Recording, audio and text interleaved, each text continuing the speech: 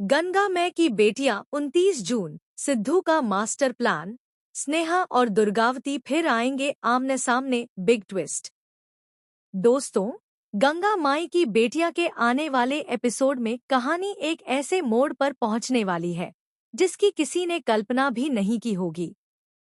जहां अब तक दुर्गावती और स्नेहा के बीच दूरियां लगातार बढ़ती जा रही थी, वहीं अब सिद्धू एक ऐसा कदम उठाने वाला है जो पूरे परिवार की किस्मत बदल सकता है।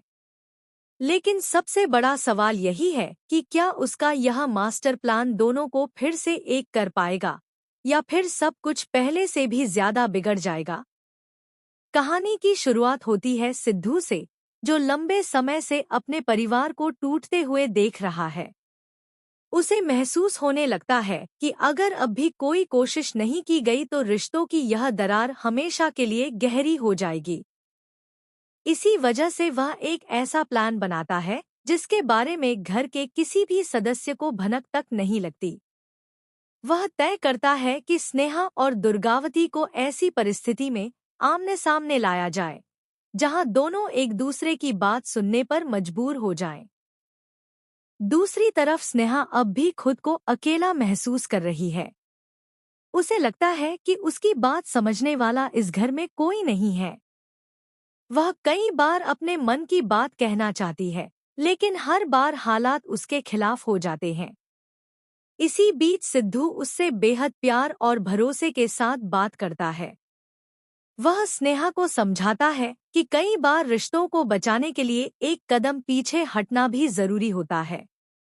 स्नेहा उसकी बात तो सुन लेती है, लेकिन उसके मन में अब भी कई सवाल बने रहते हैं। उधर दुर्गावती भी बाहर से जितनी सख्त दिखाई देती है, अंदर से उतनी ही परेशान होती है।